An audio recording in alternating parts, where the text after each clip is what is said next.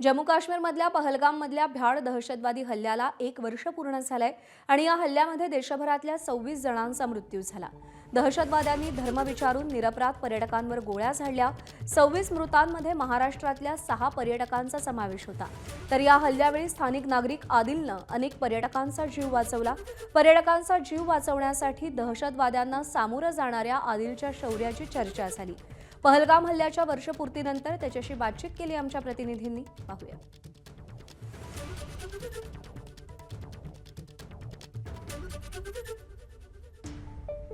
पहलगाम हल्ल्याला 1 वर्ष पूर्ण होत आहेत। या हल्ल्यादरम्यान जो पहलगामचा हिरो ठरला तो म्हणजेच आदिल शाह। मात्र एक दुसरा आदिल देखील होता ज्याने इथल्या नागरिकांना किंवा पर्यटकांना मदत केली। नुसतीच मदत नाही तर त्यांच्या जेवणापासून त्यांच्या राहण्यापर्यंतची सर्वची व्यवस्था हाच आदिल करत होता, जो आपल्या सोबत आहे या ठिकाणी। आदिल भाई, क्या कहोगे?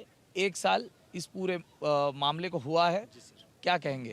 सर, जो भी पिछले साल हुआ ये अनफॉर्चुनेटली बहुत ही गंदा हो गया है और उस जन्म में अभी भी हमारा कश्मीर पूरा सदम में ही है और अभी उभर रहा नहीं है। और हमारी संस्था जो है सरहद नाम की, जो पुणे बेस्ड हैं, तो जो ही ये 22 अप्रैल को 2025 में हुआ तो उसी रात को हमारे जो प्रेसिडेंट है हमारे संस्था के, संजय नाहर जी के, उनका कॉल आया तुरंत ही कि बेटे ऐसा ऐसा महाराष्ट्र के जितने भी वहाँ पे टूरिस्ट हैं उनका नंबर दे दिया। और हमने नंबर्स एवैक्यूएट करके जितने भी तकरीबन 150 टूरिस्ट जो फंसे थे उनको हॉस्पिटल गाड़ियों में लेके अपने जितने भी होटल्स में रखे और आधे टूरिस्टों को अपने घर में रखा। सर, आपके काम में कितनी मुश्किलें पैदा हुई थी?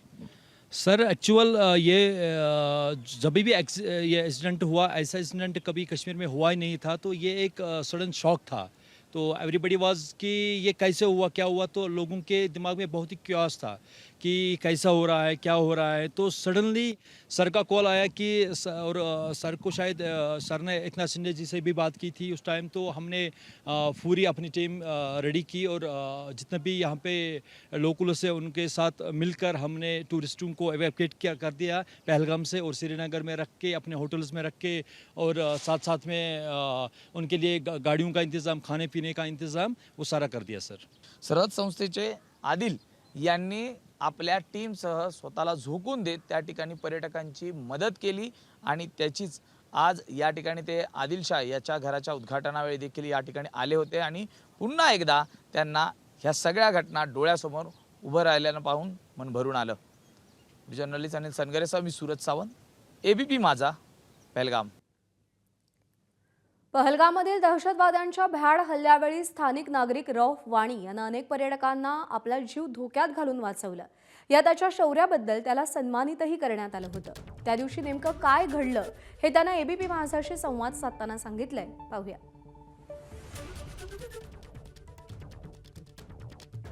रफ जी, क्या बताएंगे? 1 साल पूरा हो रहा है जो टेररिस्ट अटैक हुआ था, उसके बारे में। वो कंटिन्यूसली हम उसको कंडम करते रहेंगे और हमारी भगवान से यही प्रार्थना रहेगी कि ऐसे इंसिडेंट फिर दोबारा ना हो, क्योंकि वो ऐसा सीन था कि पूरा कश्मीर उस समय, जैसे अपना पूरा देश उस समय दुख में था, ये पूरा कश्मीर एक ऐसा शौक में चला गया कि मुझे नहीं लगता कि 1 हफ्ता फिर यहाँ कश्मीर में कहीं गाड़ी भी चली थी, क्योंकि इतना डर लोगों में था। वो ऐसा समय था बाईसरन का। जो इंसिडेंट हुआ था पिछले साल पहले, आज भी वो यादें ताज़ा होती है, या आज भी वो जो इंसिडेंट हुआ था आप लोगों को बचाने के लिए भागे थे, क्या वो भी पल अभी भी आपके आंखों के सामने रहते? वो तो मैं कभी भूलूंगा नहीं, क्योंकि वो हमेशा मेरे दिमाग में, जब भी मैं सोता हूँ आंखें बंद करके मुझे वो सीन याद आता है। वो भगदड़, लोगों का चिल्लाना, फिर एकदम बाईसरन से नीचे आ जाना, वो तो हमेशा मुझे याद रहेगा। मेरी आंखों के पास ही है, वो हमेशा मुझे याद रहता है वो पल। इस पूरे इंसिडेंट में आदिल शाह जो आपके कलीग थे, जो जो वो भी खच्चर चलाते थे, उनकी भी डेथ हो गई थी। इस इंसिडेंट के बाद आपके मन में भी और बाकी लोग के मन में भी एक डर का माहौल है अभी भी? डर का तो है, थोड़ा सा डर तो है, लेकिन अब तो अगर हम डरेंगे तो वो समझो फिर हमने दुश्मन को कामयाब होने दिया। अगर हम डरेंगे, हम हिंदुस्तानी है, डरने वाले हैं ही नहीं। उसने हमारी पीठ के पीछे वार किया। अगर हम डर गए तो वो अपने मकसद में कामयाब हो जाएगा। मैं आपकी चैनल के माध्यम से अपने देश के लोगों को बताना चाहता हूँ कि हमें डरना नहीं है। जो होना था वो तो हो गया। अब अगर हमें दुश्मन को कामयाब होने देना है तब हमें पहलगाम नहीं आना है, बैसरन नहीं जाना है। हमें जाना है, दुश्मन को मुंह तोड़ जवाब देना है, उसको फिर से अपने मकसद जो उसका गंदा सोच था उसमें कामयाब नहीं होने देना है, क्योंकि हम हिंदुस्तानी हैं, डरने वाले हम नहीं हैं। क्या हुआ था उस दिन, क्या आपने देखा था, क्या आप वो टाइम पे आप लोगों को बचाने के लिए भागे थे, तो आपके दिमाग में क्या चल रहा था? दिमाग में यही था कि नहीं, एज ए बिज़नेस पर्पज़ ये मैं आपको नहीं बोल रहा हूँ, क्योंकि मेरा काम है यहाँ जो भी बाहर से आता है घूमने के लिए, मेरा काम है कि उनको मैं बाईसरन ले जाऊँ, कश्मीर वैली ले जाऊँ, जो भी टूरिस्ट स्पॉट है। उस दिन एग्जैक्ट वही हुआ। 2:20 पे मेरे आदमी ने मुझे फ़ोन किया कि यहाँ पे फायरिंग हो रही है। मैं भी थोड़ी देर के लिए शौक में रहा, क्योंकि पहलगाम एक पीसफुल एरिया माना जाता है यहाँ। लेकिन उसने जब कहा कि ऐसा ऐसा हुआ तो हमने पीछे देखा ही नहीं। हम आप कहाँ थे तभी? मैं यहीं था, पहलगाम में ही, क्योंकि हम घोड़ों के साथ चलते नहीं हैं, हमारे आदमी चलते हैं। तो फिर उसने मुझे बोला कि सर यहाँ ऐसा हुआ। उसको मैंने बोला कि आपके साथ जो पैसेंजर है उनको आप बचा लो पहले। तब तक हम भी गए, लेकिन पीक पे पहुंचने के बाद जो फिर वहाँ से भाग रहे थे, हमने कोशिश किया उनको बचाने की। बहुत सारे लोगों को आपने अपने कंधे पर उठाकर कच्छर की मदद से नीचे लेके आए। जो लोग डरे हुए थे, बच्चे थे, औरतें थी, क्या मन में था? मन में यही था कि इनको बचाना है, क्योंकि इन लोगों को पहाड़ी चढ़ना उतरना आता ही नहीं है। बाहर से बेचारे आते, बहुत दुख होता है कभी कभी वो बात, जो जब वो सीन याद आता है बहुत दुख होता है, क्योंकि उस टाइम इतनी भगदड़ यहाँ मची थी। ऐसा लग रहा था कि कोई जंग होने वाला है, वो ऐसा माहौल था। तो फिर हमारे दिमाग में यही था कि नहीं, पहले जो लोग हैं इनको बचाना है, इनको नीचे से ऊपर से नीचे लाना है, फिर सुरक्षित जगह रखना है। उसके बाद हमने खुद का सोच लिया, पहले उनका हमने सोचा। पहलगाम हल्ल्याला 1 वर्ष पूर्ण झाल्यानंतरही बैसरन व्हॅली अजूनही पर्यटकांसाठी बंद आहे। याचा परिणाम पर्यटक आणि स्थानिक उद्योगांवरही झालाय। आमचे प्रतिनिधी सूरज सावंत यांनी तिथून आढावा घेतलाय, पाहूया। दहशतवादी हल्ल्याला आज 1 वर्ष पूर्ण होत आहेत।